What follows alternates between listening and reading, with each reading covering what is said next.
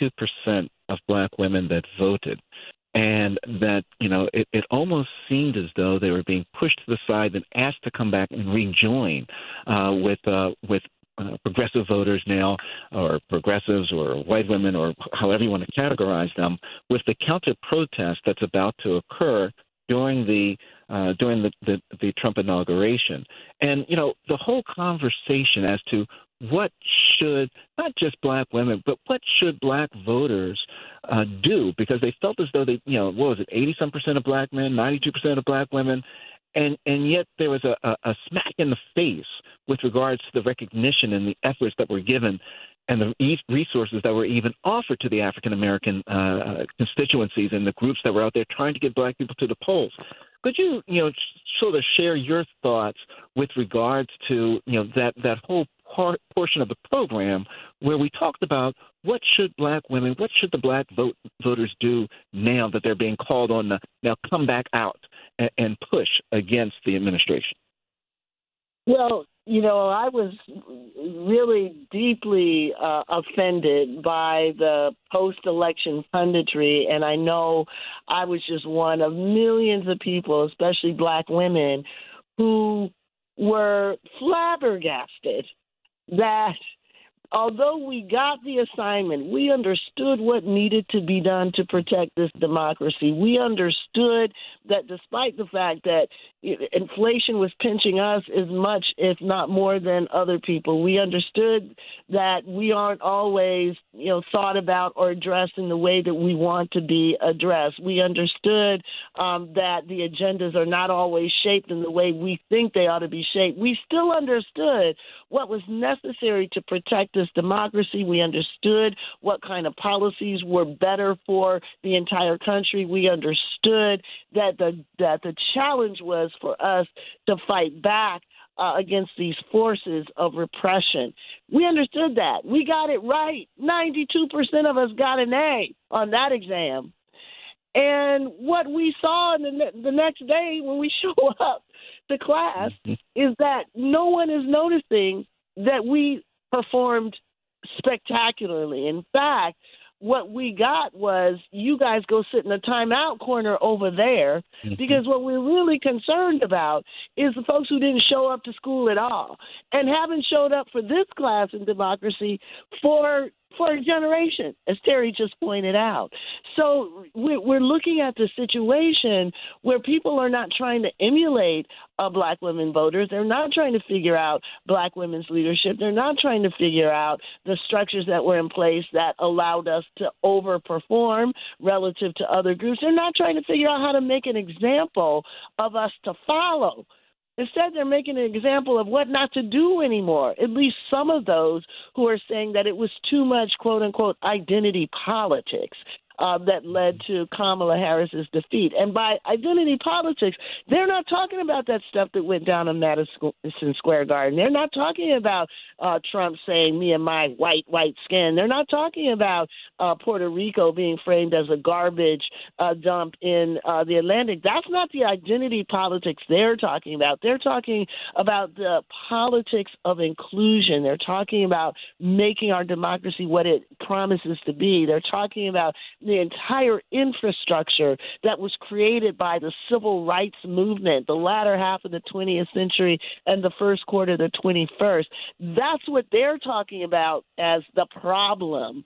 And that's what they are willing to cast aside in order to try to win back voters that we're not winning back. And frankly, we don't need them. What we need is to really go back to our base and activate them, and we need to get those white voters who are willing to vote for the good of the country. We need to get those white women who understand that our trajectories are linked. Our fates are linked. They always have been, and they always are. We can't do that if we muddle our message or if we agree not to say certain words like diversity, equity, and inclusion anymore. So my response to how black voters need to respond, this is our party. We are the most loyal voters. We need to demand accountability from all of the people who we elect, including those who look like us and those who don't. So if there's a space where agendas are being fought over, is there a place where funds are being distributed? Is there a place where the values are being articulated? We need to be there more than we've ever been before, because otherwise, if we are not at the table, they will completely ignore our interests. That's what history tells us. We know how this story ends. We need to write a different ending. Amen. It's time to write a new chapter. It's time for us to bring our intervention. It's time for us to make a difference like we always have and like we always will. Thank you so much, Kim, for that perspective. What I wanted to also make sure that we talk to people listening, because people are going like, I'm already pumped up, I'm ready. The question is, what can I do, right? So, Jonah, we are organizing like crazy. I am so, proud of your leadership in this area. One thing that we're working on are these nominees. Kim mentioned them. Woo! We got these ugly nominees, folks. And I say ugly, I'm not talking about physical appearance. I'm talking about their ideology, that they really believe, their ideas. They believe that Black people, want too much. That we shouldn't have the same status.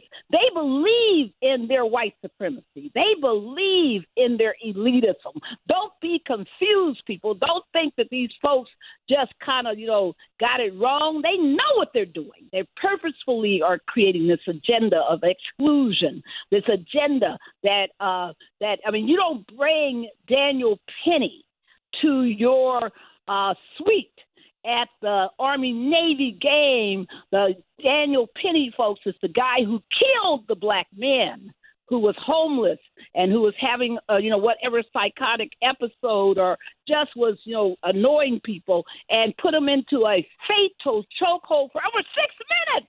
6 minutes. Have you counted out how long that takes to kill and asphyxiate and murder a Black man? And he got exonerated. So instead of saying, as they've been talking about the CEO, Brian Thompson, instead of saying, listen, folks, vigilantism is never good, we shouldn't be killing folks, they're out here celebrating this man. Purposefully sending a message to their white base that we are for white people. Let me, therefore, Jonah, my question is about Kash Patel. Tell us about this nominee and why we must do everything in our power to oppose him. Absolutely. Thanks, Barbara. Yeah, there are a lot of dangerous and concerning nominees, and I think they all fall into this idea of Trump building power for the ultra-wealthy, for the billionaires, for big business, and against everyday Americans. And Patel is their security force to try to put down our voice. He's the nominee that they have for the FBI, and he has said he is going to use the FBI to weaponize it against what he calls Trump, the enemies, and the enemies are us. He's listed Trump's enemies as basically the enemies of the state, and he wants to reinstate COINTELPRO and then some. And COINTELPRO was the illegal operation to undermine the civil rights movement, the movement against the war in Vietnam, that attacked communities that were organizing, that planted drugs on people, that were there at every moment trying to agitate, to create problems, and to undermine the work of democracy, the work that people were doing in those movements. And he wants to recreate that and build that more with the FBI. And we can stop this nomination. So we have to get out there right now and speak to Republican senators who will listen and tell them to vote no on this nomination, to call them up. Right now, everyone should call their senator at the switchboard at 202-224-3121. That's the Capitol switchboard. It's 202-224-3121, and ask to speak to your senator and tell them to oppose him. But we should write letters to the editor. We should write op-eds. People should reach out and meet with their senator. We can stop this nomination and some of the worst ones. And now is a key moment for us to speak out and to prevent this. Trump said he's the president for the people, right? He pretends in his campaign that he wants to speak for working class people.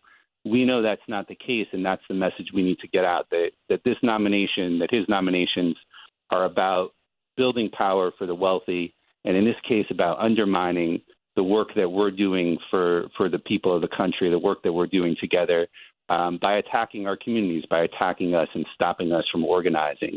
And we can do this together. We can take on Kash Patel and stop him from becoming the nominee. And Jonah, he has a enemies list that he's published, folks. I mean, this is not some supposition. He has published this ugly enemies list. Folks, we got work to do. Thank you so much, Jonah, for that. Terry, I know that you have a 12:30 departure. What nominee do you want to call people's attention to that you really want to make sure people are organizing to oppose in addition to Kash Patel? And Barbara, there are I know there's so many. I know.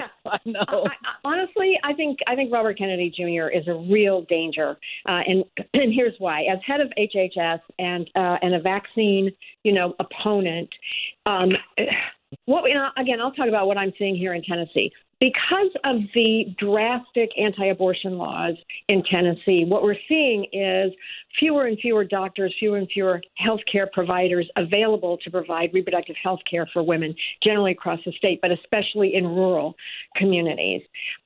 You get Robert F. Kennedy Jr. in the Department of Health and DHHS. And what we're going to see is fewer and fewer healthcare providers providing the standard of care. Who does that hurt? That hurts poor people, disproportionately people of color, very disproportionately women of color, certainly in the state of Tennessee and I think throughout the country. So it's not just that he's really a nut on vaccines. And look, I'm not a fan of the pharmaceutical industry, and definitely vaccine production needs to be carefully regulated. But what he is going to do is continue to crumble the health care delivery system around the country. And who does that hurt? It hurts women, and especially women of color. Wow. And before you leave, Terry, is there any general word that you want to give out to our national audience? Our national audience in 45 cities, people. Thank you. Our national audience our international audience in 13 nations. Thank you, everybody.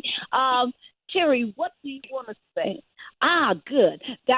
So, Terry, what do you want to say right now to everybody as you've been ready to leave?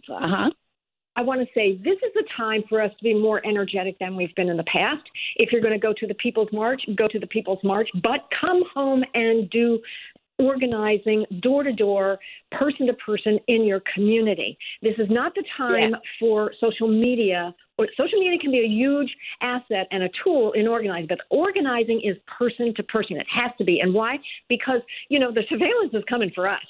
And so we're not necessarily going to be safe using a lot of electronic means. That's why we have got to flex our muscles at the grassroots level, going door to door, going person to person, and developing relationships and communities that are personal, where we know each other and we trust each other. And then we can really begin to have, a movement that is more powerful. Thank you. And Jonah, you have to leave very shortly for another organizing meeting. What else? I mean, that's where we live right now. It's in the organizing space. What do you want to say to our listeners before you depart? I agree. Now is the time for us to organize. We've been working with a broad coalition. The website is weareworthfightingfor.org, which has great resources on organizing right now, a place you can post your meetings if you're having organizing meetings in your community and get other people there. And the basic idea is that we need to block what MAGA is doing. We need to, look for things that we can win. I'm about to go to an immigration coalition meeting to see how we can stand in solidarity with immigrants under attack. We need to look at communities being attacked and see how we can block their attacks. We need to break down the MAGA brand, and we need to weaken them and work to break down their power. We need to bridge. We need to build divides. We need to build alliances and bring people over. We don't have to bring everyone over, but we have to look for people who are ready to come over to our side because they see that